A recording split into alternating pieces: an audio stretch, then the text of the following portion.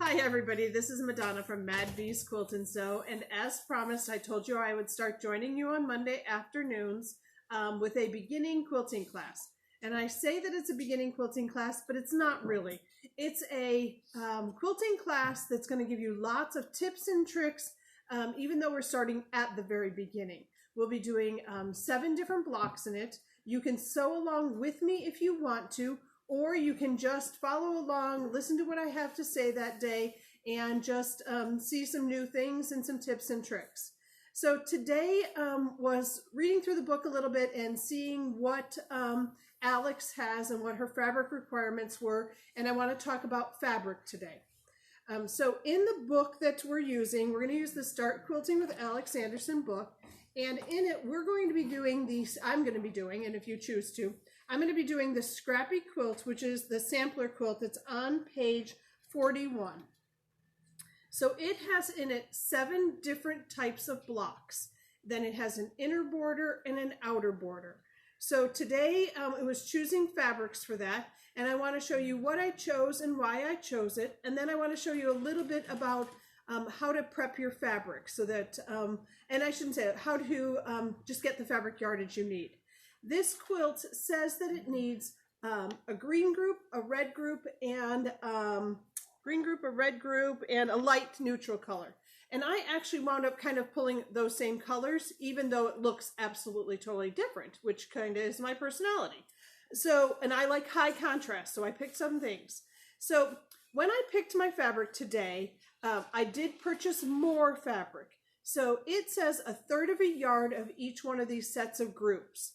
I actually went to a full half yard. I personally would rather have too much than too little, and I know as a fabric store owner, most of these fabrics I cannot buy a second time. Basics, solids, there are some that we are able to order, but anything that has a distinctive print on it, it's rare for me to be able to get it a second time. So I picked some fabrics today, and the first set of fabrics that I picked were these. This is what I call my focus print. So the focus print is something that I'm going to pull all the rest of the colors from. So I really like this because it had more than 3 colors in it. When you only have 2, it's hard to introduce a 3rd color to it. It's much easier if you've already got 3 different colors in it. So that was the focus print I picked. From this one, it says that I would need a yard total for my outside borders. I chose to get 1 1/4 yards because I think I might want to throw that into a couple blocks, which will help tie it together even better. Then I really liked the way that these oranges played off of this. I really think that that's very fun. I pulled some teals, I pulled some grays, I've got some background pieces. I think that this is a really nice setup. So light, medium, and dark, yes. 3 color groups, yes. So I feel like I'm covering all the bases. But when I start to look at this, to me it's a little bit bland. So I pulled out the orange and found something that is more of a red orange. And I think that this is just a stronger look to it. And I'm just pulling out and replacing in the same area that those were. But I think by doing that, you can kind of see that it plays a little bit stronger. And I really think that that's a better look for me. Now, this may not be a better look for you or what you like, but everybody has to pick out their feel. I like strength in my quilts. So I think that this is just a more attractive look. They're not perfect matches. Everything is not perfect matchy-matchy. One of the things that you're going to see in this is that this has a crisp white background on it. When I look at this here, it works with it excellent, but it doesn't have a real strong white to it. This black here is much more of a cream background, and that's okay. It's okay to mix the 2 things together. It gives it more of that sampler look to it instead of it being perfect matches. This white background is much whiter, you can see. So it's fun to be able to play with a little bit of mixing. So these 3 here are going to be what I consider my lights.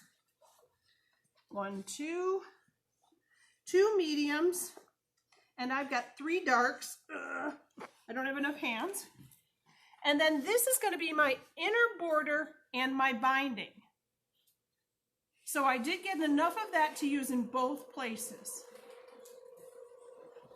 So those are my fabric choices. And I know that I've seen a couple people in here picking out their fabric choices, and that's really fun to see. Okay, there's fabric. So now I'm actually going to talk about the piece of fabric that you've purchased. Oh, this one isn't in here. Okay, I have a piece of this in my cut here. This was the last piece of it. So this one's in here also. So this piece came off of the bolt, and it was the very last piece of it. And as you can see, this is the straight edge that we cut here in the store, and this is how it was rolled on. So it's always slightly messy when we get them into the store. We typically do what we call is just straighten the edge of them to be able to give it a nice smooth edge. But I want to talk a little bit about actual fabric and the differences of them. This here is a woven fabric that has a warp and a weft on it, and it also has a printed pattern on it. Okay, so that was a lot of things I just told you. So first off, warp and weft. A warp is the way that it's actually put onto the machine, and the weft is actually the pieces that are woven through it. So warp goes from top to center and then back around. So we're going to pretend like this is on the machine. This is on the machine that is actually making this into fabric. It is held with these little pinholes onto these. The threads are held this way, and then they go, the weft goes across this way because it goes from weft to right. Weft to right.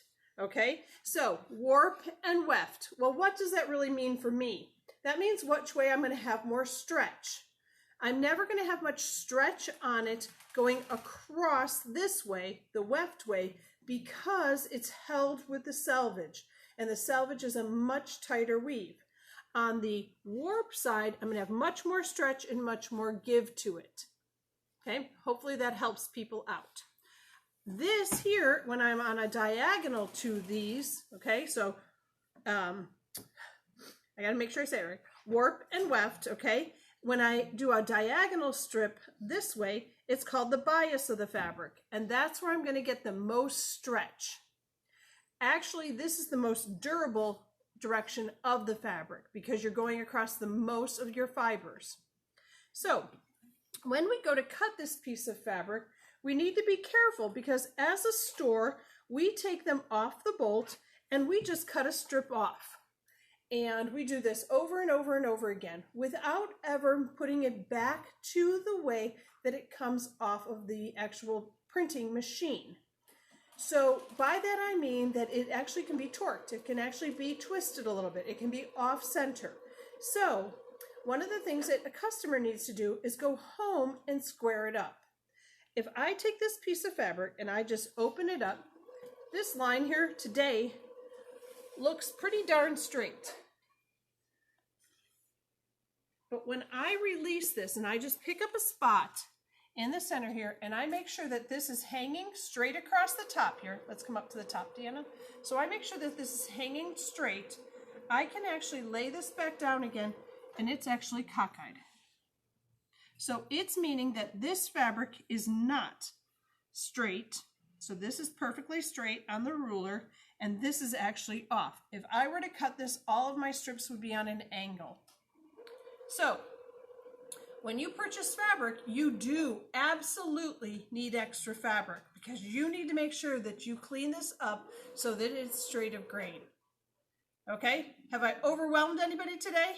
Have I gotten everybody ready to go purchase some fabric so that next week we can match up with everybody and start actually cutting our pieces? So the next class we're going to work on using Best Press, talking about why we don't put water in the iron, and everybody's laughing, and actually starting to cut. Okay, so we've got a lot that's going to happen next time.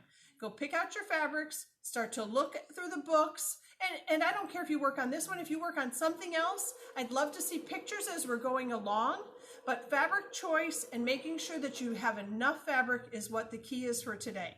So Everybody have a great day. I will see you next week.